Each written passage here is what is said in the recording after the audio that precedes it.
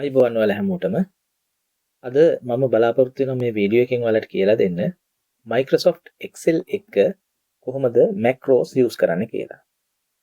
macros කියලා කියන්නේ Visual Basic කියන programming language එකත් එක්ක එකතු වෙලා මේ Microsoft Excel වල තියෙන වැඩ කටයුතු පහසු කරවා ගන්න අපිට උදව් කරගන්න පුළුවන් ක්‍රමයක්. මේකෙදි අපි Microsoft Excel වල තියෙන commands අපිට අවශ්‍ය විදිහට පිළිවෙලකට ලියලා ඒක එක සැරේම රන් කරලා අපිට අදාළ ප්‍රතිඵලය ගන්න පුළුවන් විදිහට හදාගන්න එක තමයි මේ මැක්‍රෝ වල තියෙන විශේෂත්වය. අපිට මැක්‍රෝ වල වැඩ කරන්න නම් මෙන්න මේ developer කියන ටැබ් එක ඕපන් වෙලා තියෙන්න ඕනේ. එහෙම developer කියන ටැබ් එක ඕපන් වෙලා නැත්නම් ඒක ඕපන් කරගන්නේ මේ විදිහට file options වලට ගියා. options වලින් මෙන්න මේ customize ribbon කියන එකට ගියාම ඔයාලට බලා ගන්න පුළුවන් මේකේ තියෙනවා developer කියන ටැබ් එක මෙතන මේ ඇවිල්ලා තියෙනවා. මේක අපි developer කියන ටැබ් එක අපි අන්ටික් කරලා ඕකේ කරලා ගියොත් දැන් ඔයාලට පේනවා මෙතන developer ටැබ් එක නැහැ. එහෙනම් අපිට කරන්න තියෙන්නේ ආපහු file options customize ribbon ගිහිල්ලා මෙන්න මේ විදිහට developer ටැබ් එක ටික් කරලා ඕකේ කරන එක. එතකොට ඔයාලට පේනවා මෙතන developer ටැබ් එක ආපහු ඇවිත් තියෙනවා. අපි සරල උදාහරණයක් විදිහට බලමු. මේ අපි ළඟ තියෙන ටේබල් එකේ අපිට දීලා තියෙනවා යම්කිසි items වගේක්. ඒ items වල names දීලා තියෙනවා.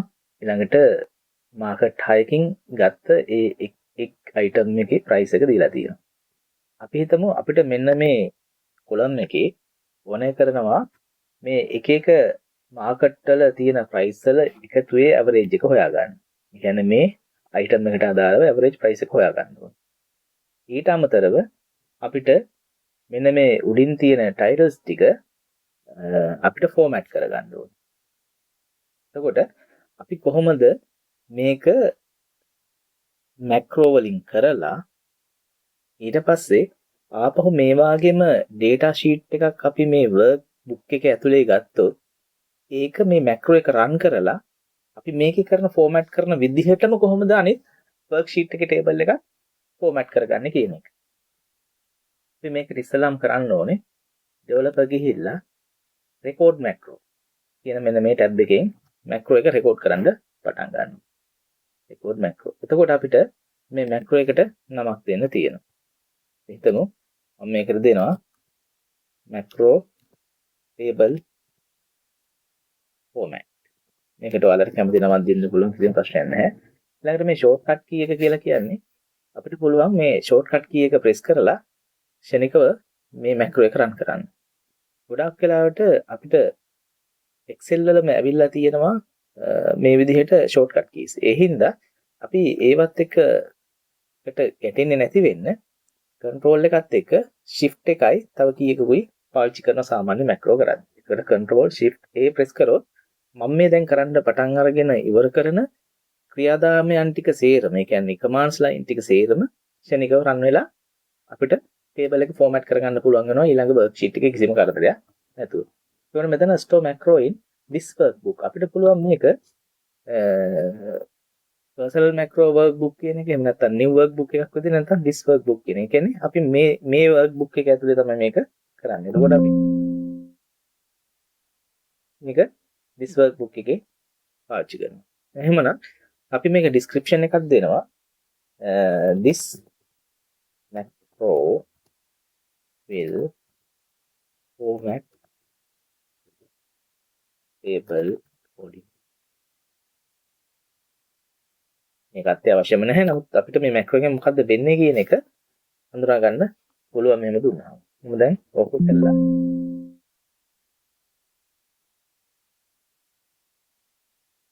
ඔව් මේකෙදි කියනවා මම ඊට කලින් කරපු macro එක මේ workbook එකේ මේ ඒ අකුර පාවිච්චි කරලා තියෙනවා කියලා. එහෙනම් මම shift එකත් එක්ක B අකුර මේකට ගන්නවා. මම එතකොට මේ column එකට දෙනවා average price.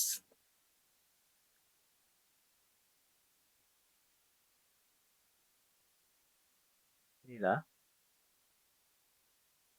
ඊට පස්සේ මෙයාට ඇවරේජ් ප්‍රයිස් එක මම කැල්කියුලේට් කරනවා. ඇවරේජ් ප්‍රයිස් එක කැල්කියුලේට් කරගන්න පුළුවන් අපිට equals sum එක ඇරලා පළවෙනියා ඊට පස්සේ එතන ඉඳලා මෙන්න මේ M6 වෙනකල්ම මේ ටිකේ sum එක ගන්නවා. අරගෙන මෙතන අපිට තියෙනවා ස්ටෝස් 6ක්. ඒ නිසා මම මේක 6ෙන් බෙදනවා. කොට මේ ඉන්නේ මෙයාගේ ඇවරේජ් ප්‍රයිස් එක. මම මේක කොපි පේස්ට් කරලා මෙතනට දාන්නාම මේ ටික ඔටෝමැටිකලි ඇවරේජ් ප්‍රයිස් එක එනවා. හැබැයි මේකෙදි මේ දශම ස්ථාන ගොඩක් ඇවිල්ලා තියෙන එකකින්ද අපි මේක දශම ස්ථාන දෙකකට අඩු කර ගන්නවා. ගිහිල්ලා right. එතකොට දැන් අපි මේ ඇවරේජ් ප්‍රයිස් එක අරන් ඉවරයි. ඊළඟට අපිට තියෙන මේක ෆෝමැට් කරගන්න. මම මේකෙදි මෙතන තියෙන මේ ටයිටල් ටිකට දානවා තෙල් වල කලර් එක yellow කලර් එක. ඊළඟට data size එක 12ම තියලා මේක bold කරනවා. ඊළඟට මෙයාව center කරනවා. මේ ටිකට අපි border දාමු. එතකොට දැන් මේ average price එක අරන් තියෙනවා. අපිට ඕන කරන දේ අපි දැන් කරලා ඉවරයි. එහෙමනම් අපි දැන් macro එක stop කරන්න ඕනේ. stop recording. දැන් අපි මේ කරපු වැඩ ටික ඔක්කොම macro එකක් තුළ රෙකෝඩ් වෙලා තියෙනවා. අපි හිතමු අපිට ඕන කරලා තියෙනවා තවත් මේ වගේම worksheet එකක් ගන්න. අරගෙන ඒකෙත් මේ average price හදන්න ඕනේ. එතකොට අපිට පුළුවන් මෙන්න මේකම අපිට table එකම අනිත් පැත්තට තව worksheet එකකට copy කරගෙන මේ macro එක run කරලා මේ format කරපු ටික මේ average price හදපු ටික ඒ විදිහටම ගන්න.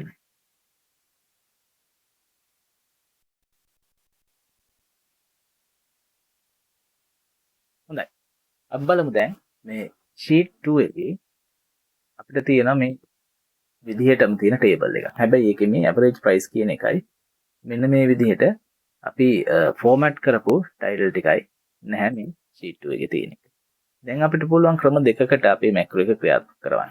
ඊට කලින් මම මේකෙම තව copy එකක් ගන්නම්. මොකද අපිට පුළුවන් ආකාර දෙකටම කොහොමද ක්‍රියාත්මක වෙන්නේ කියලා බලන්න. sheet ඔය එකටත් මම මේක paste කරනවා. අපි sheet 2 එකේදී අපි කරන්නේ developer ගිහිල්ලා මේ අපි රෙකෝඩ් කරපු macros ටික තියෙන මෙන්න මේ macros කියන කොටස. එතකොට macro format මෙන්න මේ අපි තියෙන macro table format කියන එක හරියට අපි මේක රන් කරනවා. ඒකට ඔයාලට පේනවා ඇති මේ average price එකත් එකට ආවා. ඊට අමතරව මේ ටික ඔක්කොම මේ title ටික ඔක්කොම format වුණා. අපි sheet 4 එකට ගිහින් බලමු. අපි shortcut key එකක් හැදුවා. ඒ shortcut එක තමයි control shift සහ B press කරපුවාම මේ ටික ඔක්කොම සිද්ධ වෙනවා. අපි දැන් බලමු. මම දැන් control shift B press කරනවා. දැන් ඔයාලට පැහැදිලිවම පේනවා ඇති අපි අර කරපු ක්‍රියාමාර්ග ටික ඔක්කොම ෂණිකව මේ shortcut key එකෙන් සිද්ධ වුණා. අපේ වැඩ ටික ඔක්කොම ඉවර කළාට පස්සේ අපි මේ ෆයිල් එක Excel ෆයිල් එක සේව් කරන්න ඕනේ macro enabled Excel ෆයිල් එකක් විදිහට. ඒකට අපි save as ගිහිල්ලා අපිට ඕන කරන ලොකේෂන් එක දීලා අපිට ඕන කරන ෆයිල් නේම් එක දීලා මෙයාගෙන් සිලෙක්ට් කරන්න ඕනේ මෙන්න මේ Excel macro enabled workbook කියන ටයිප් එක. එල්ල තමයි අපි සේව් කරන්නේ. ඒක ඊටාම වැදගත්. එහෙම නැති වුණොත් අපි රෙකෝඩ් කරපු macro එක වැඩ කරන්නේ නැතේ යනවා. අපි සාමාන්‍ය Excel workbook එකක් විදිහට සේව් කරමු. Visual Basic පාවිච්චි කරලා macro වලින් වැඩ කරන සරලම උදාහරණයක් තමයි මේ තියෙන්නේ. අපි ඊළඟ වීඩියෝ එකෙන් බලමු මේට වඩා ඇඩ්වාන්ස් විදිහට කොහොමද macro use කරන්න කියලා.